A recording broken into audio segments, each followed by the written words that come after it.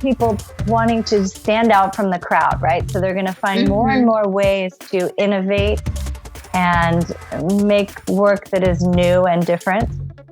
Whereas in the more traditional institutions, understandably, that is very difficult. You've got a board of directors, you've got fundraising, all programming takes 3 or 4 years to do. Taking a risk on a new choreographer is a very big financial risk, among other things. So to be able to do this so easily and just try your work out on social media and try new ideas and see right away how people react without investing in a theater and having to sell tickets. I think it's just really a game changer. Knobloch Dance presents Dance Behind the Screen, process production and social media. Hey knowers, welcome to our podcast. We are Knobloch Dance, a social media-based company. We strive to say no to the box. We connect interdisciplinary art, technology, and artists to re-envision the process of art making and sharing. Hello everyone, it's Marthea. This is Yejin here, your host of today's episode of Dance Behind the Screen podcast. We're on a Skype call with Greta Schoenberg, the founder and director of the San Francisco Dance Film Festival. A Northern California native, Greta danced with the Norwegian National Ballet and in Copenhagen, Amsterdam, and San Francisco. Her short dance films have screened in festivals across the US and abroad, including the UK, Hong Kong, Mexico, and Brazil.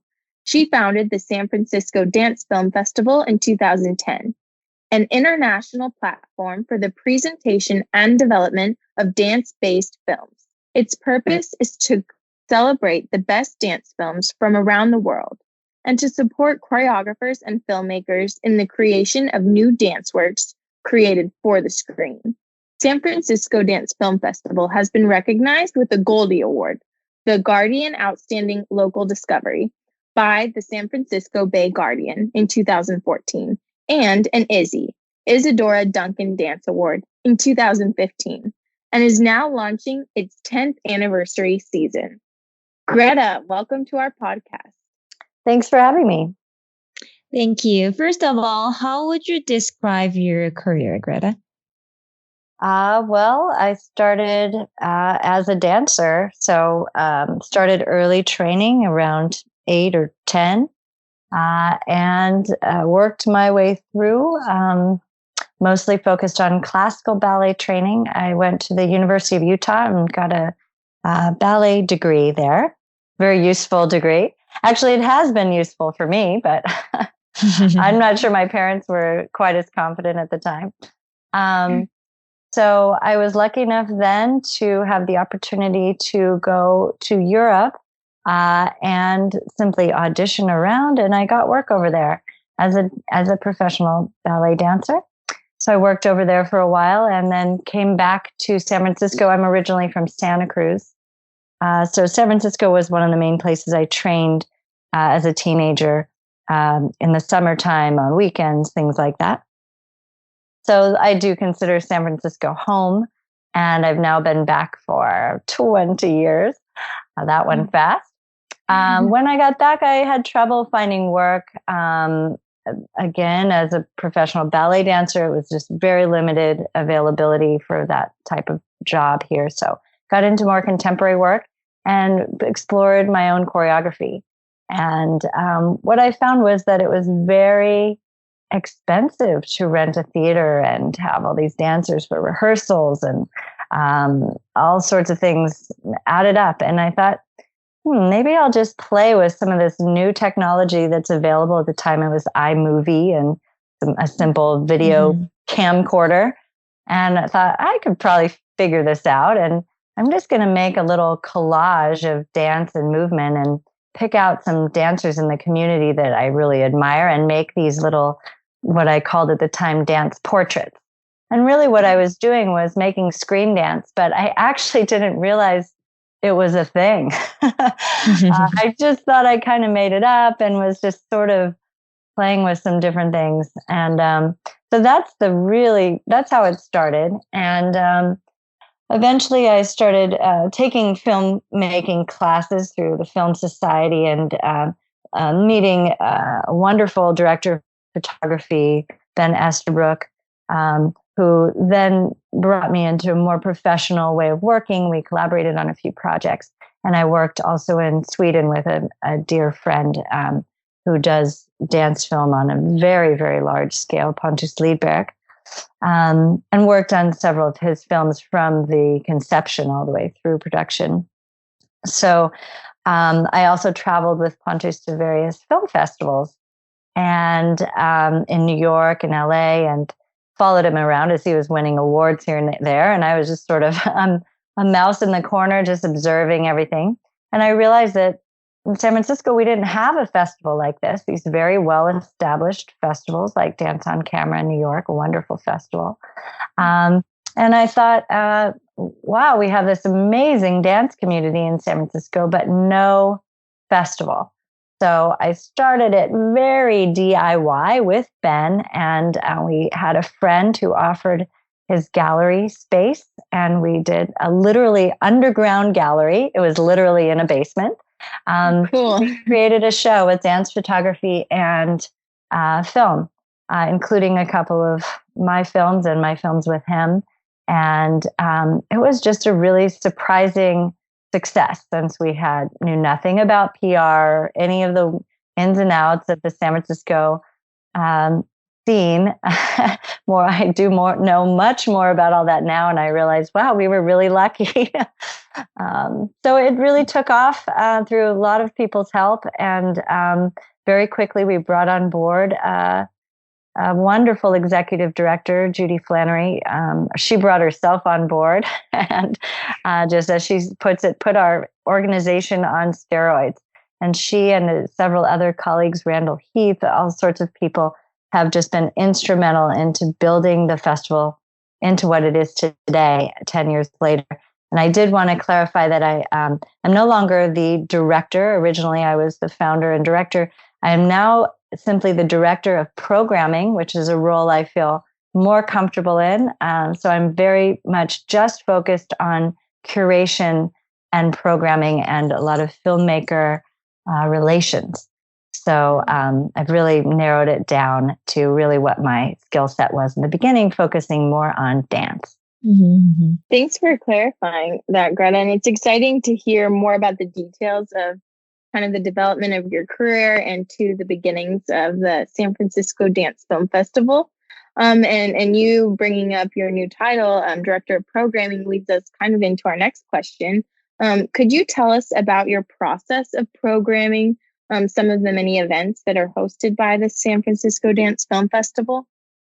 Right. So that brings up a point as well quickly, that we are now called as an umbrella organization, Dance Film SF, because we have started producing so many year-round events besides the festival itself that it was maybe causing a little confusion. Or just to be more clear, we're Dance Film SF now.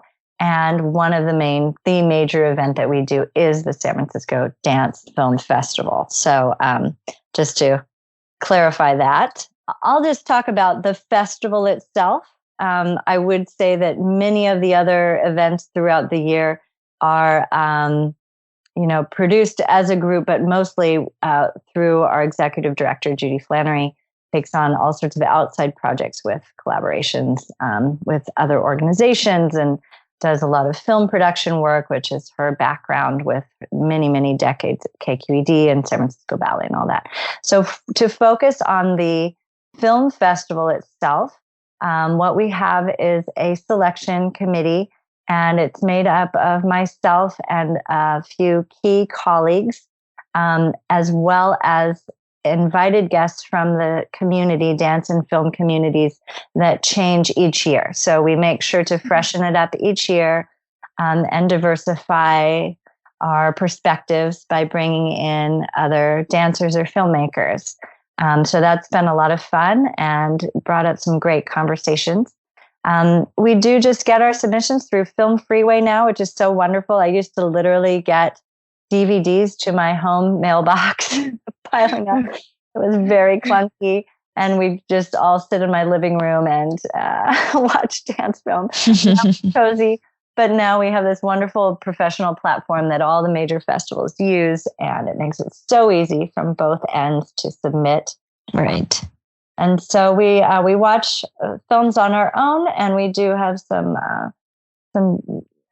suggestions or guidelines for the committee members, where we really want to make sure we have a quiet space, that we have good headphones with full sound, that we're very focused. And being artists, many of us ourselves, we have a lot of respect for the enormity of these projects, many of them only 3 minutes, and what it takes to make them. And so we try to have an extremely respectful process and really watch the films. And we meet in person, and that's the fun part, is we talk about, we're really geeky, but we actually talk about every single film that comes in. And I don't know that all festivals do that, because we have over 300, but we just really geek out. And again, we really appreciate what goes into each project. So it's just so important to give the time to talk it out. Yeah. From there, we select them. So we select, we kind of have a pile of maybes and whatever, we get it down to very hard decisions each year, because the bar has risen for filmmaking. And it's just, we have so many now that are so intelligently made that we have to let go of. And so within that process, it's difficult. It comes down to curatorial themes and things like that. So, we're putting together programs, and I sometimes relate it to making a mixtape, back in the day, where you kind of put things together and the dynamic flow has to feel right, just like editing a big film. So things get cut just if they don't have the right dynamic that we need for that segment. But we sure do have a lot of amazing work to play with in creating the festival. And it's really what makes this festival successful, is all this great work that people are making all over the world. Greta, you mentioned this idea of like the bar kind of being more high, if you will, as the years progress. Do you think that that's because of the digital age and just the accessibility of technology? Yes, I definitely do. So on one end, on the production end, you've got all these very easily accessible cameras. They're accessible both financially and physically, if you will. They're small, and not only are they then affordable to just start making films, but they are really, really mobile. So in these 10 years since I've been curating this festival, I've been amazed at the change from very traditional filmmaking techniques and very limited ones, honestly, on the budgets that dance filmmakers were working on. Single camera and very just fixed, a lot of wide shots and just, I don't know, so now we've got drones and we've got, beyond GoPros, we've got all sorts of Steadicam rig ups that are just working for everyone. So it really makes these films much more dynamic. So that's the production end of it. But from then the distribution end, of course, social media and platforms like YouTube and Vimeo are just absolutely huge in this field. They're affecting, of course, all the arts and how we promote art. But for dance film, it's really almost made the genre what it is today. It's taken it out of smaller, more academic conferences and things like that, which there were many types of events for decades and decades, very respectable forums for screen dance or dance film.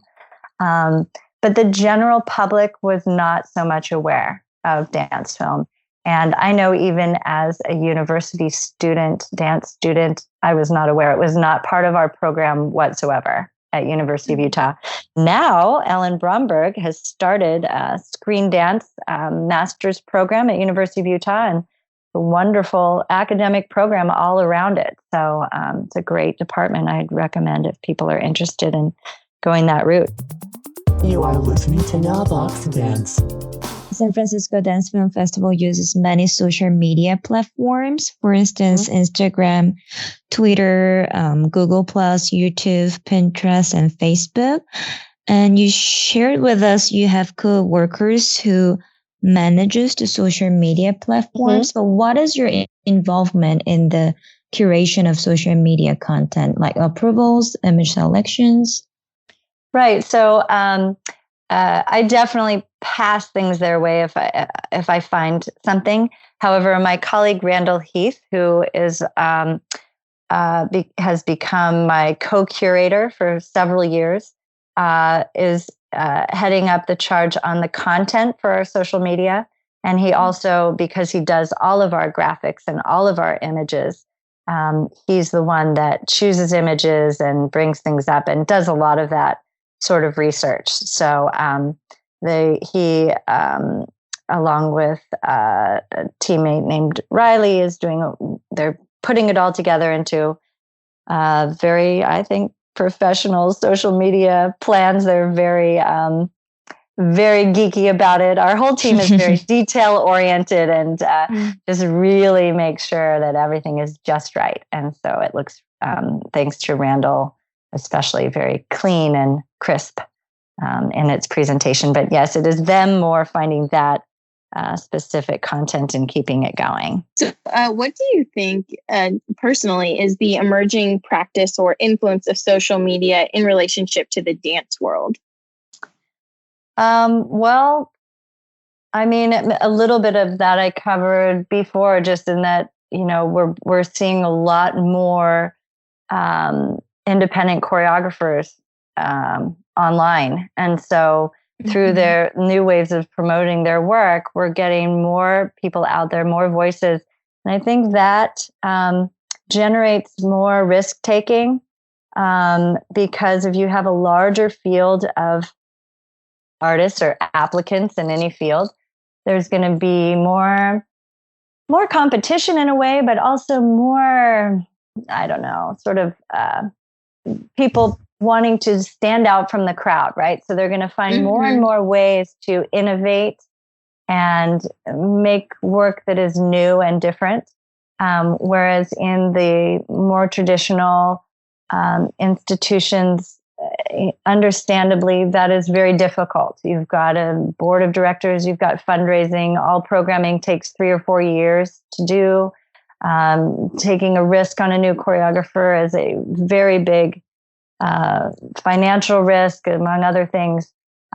So to be able to do this so easily and just try your work out on social media and try new ideas and see right away how people react without investing in a theater and having to sell tickets.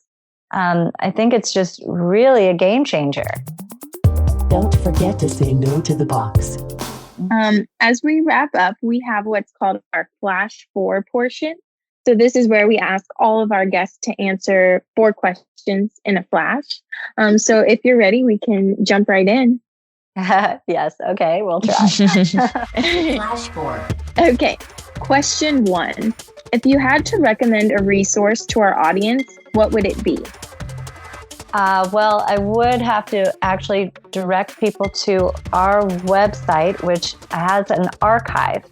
Yes. So we have this wonderful archive in it. We've had trouble just getting the word out about it, but there's all sorts of dance films available within this archive. What we're doing simply is linking up any public links of films that we've screened before. So, many of them have actual links. Question 2. What was the first dance you saw? The first dance I saw, I would say probably the Nutcracker on PBS with Mikhail Baryshnikov and Kelsey Kirkland. And I just still have the image of her face looking through the snowy window. And I thought, I want to do that. Question number 3. Do you think social media has a positive influence on the dance world? Yes or no? Yes, absolutely. We've talked about here. I'm not sure it has a positive influence on all worlds. And I actually try to hold back from getting too involved in it personally, to be honest, with my personal life. But for dance and that creating that kind of community, I just think it's wonderful. And I don't think we're going back from it. We're going deeper. Question number 4. What is your favorite social media platform? Yeah. Well, I think Instagram right now. I am not, my colleagues will laugh when they hear this because I'm not super up on how it all works, to be honest.